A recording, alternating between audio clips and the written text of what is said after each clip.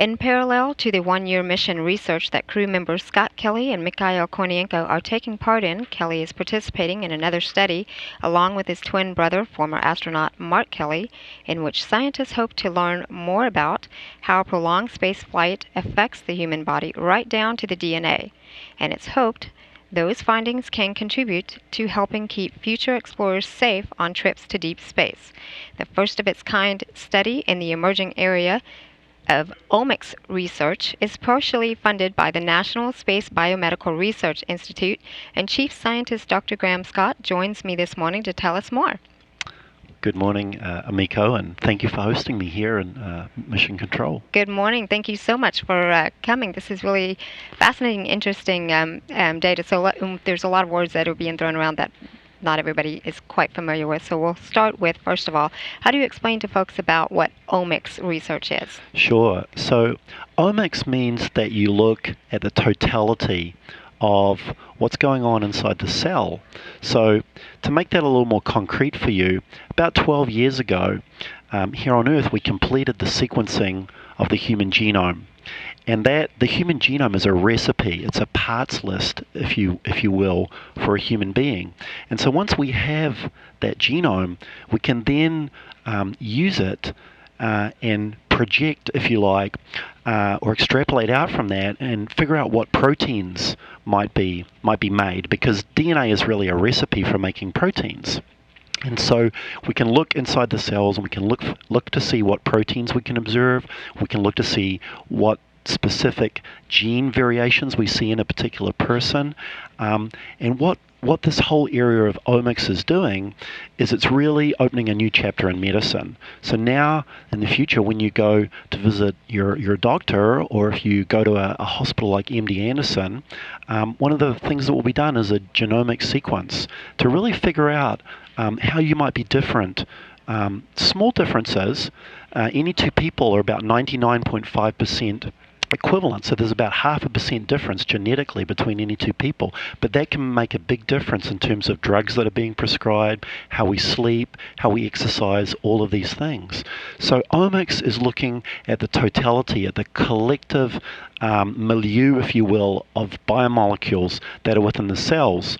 And so what does this really mean for you as a subject, a research subject, or a patient, or for Scott Kelly on orbit? Mm-hmm. It means that we're drawing blood, we're looking at the saliva, we're looking at the urine, primarily biofluids, and then we can repatriate those biofluids, in the case of Scott Kelly, back down here to Earth, and then we can use sophisticated molecular diagnostic techniques such as DNA sequencing to really look and see what is going on with his DNA, with his proteins, with his RNA. And in this case, what's really beautiful is we can do this relative to his brother, okay, who's essentially genetically identical to Scott. Mm-hmm. That's what I was going to ask you about, how the comparison of the two of them, and obviously that's a very unique opportunity that we have, but how does that actually, in terms of comparing his DNA, how does that help with this research, right, even more so? Right. So in any experiment, you like to have controls. You like to have a research subject that you're doing an experiment on, and then typically you'll have a group, often a group of research subjects where they're in some controlled environment. So here what we've got Scott Kelly on orbit being subjected to microgravity, space radiation, close confinement, all of the stresses of that space environment, and Mark Kelly's here on Earth, and he's essentially leading a normal life. Mm-hmm. Now, the really elegant thing is these two individuals, to a very good order of approximation, are genetically identical. So what we can drive towards here is this very fundamental question of nature versus nurture, mm-hmm, because these two individuals, to a very good order of approximation, are identical genetically. So therefore, when we look and see, when we do this omics research, which again is looking at the totality of how the molecules are changing inside your cells, we have this very we have the best control that you could dream of, right? Because they're genetically identical. So it really drives at this nature versus nurture question. And so what we can then infer potentially is if we see differences between the two twin brothers, we can say, well, we're sort of taking the nature piece a little bit, to some extent, at least to a very large extent, out of the equation, because the nurture, the environment, is really influencing those differences potentially between the twins. Sure. And we're also tracking each twin over time. So not only are we comparing the twin brothers to one another, but we're looking at, in the case of Scott Kelly and Mark as well, how their biomolecules are performing before flight, in the case of Scott during flight, and then after flight as well. So it's a really, really nicely designed study. Yeah, and I can see, how that, it'll be very fascinating to see how, the environment, just the factors of environment can change and how our body reacts to that. So it's very interesting. So tell me now, you had, I know you've written about the development of precision medicine. Yeah. Can you describe for us what that is exactly? Right. So now, because we have the ability to do genomic sequencing, which, by the way, you can do for about $1,000. This is about the price now of an MRI. If you were to go and have some part of your body imaged, it's about the same price. So it's becoming very, very affordable. So now with this genomic information, we can actually look at this 0.5% difference between any two individuals, and what that can, and this is increasingly permeating into different areas of medicine. Let's take oncology as an example. So if somebody was to go to MD Anderson and they were to be diagnosed with cancer, one of the first things that would be done is some genomic sequencing to look at some specific genes. Why are we doing that? Well, we want to prescribe the really tailored treatment for the patient. We don't want the last thing we want to do is put a patient on 3 months of chemotherapy and it's not effective. So if we do this genomic sequencing, we can look at the specific variants, the specific genomic makeup, if you will, of an individual and decide whether a particular medicine will be effective, most likely, or not. So we're really targeting. We're doing it in a very precise way where we're using this genomic information. We're then informing the treatment.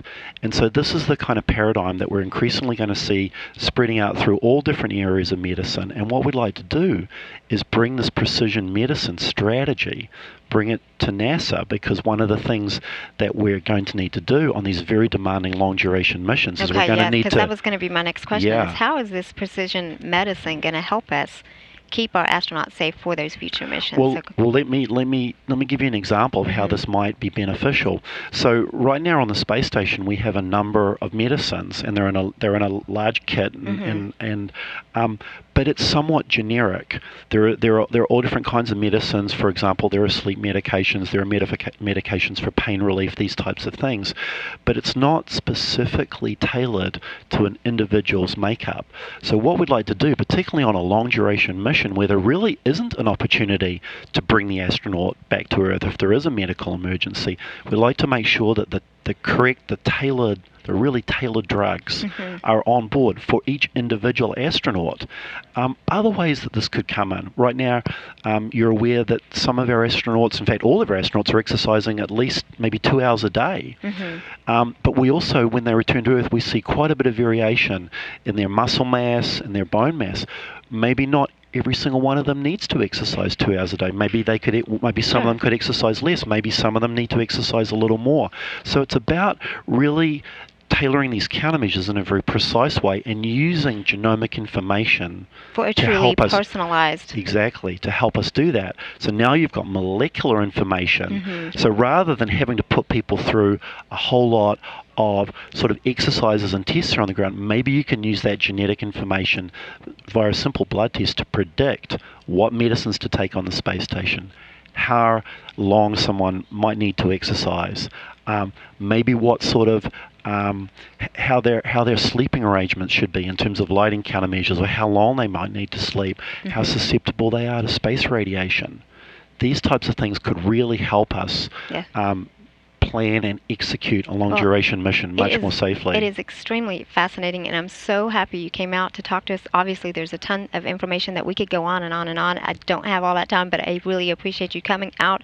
I know you have also talked, you've written a blog about it. There's a two-part blog series online. You can go get that blog available online now at blogs.nasa.gov/ISS_science_blog. Again, Dr. Graham Scott, thank you so much for joining us today. Sure, my pleasure, Amiko. Thank you.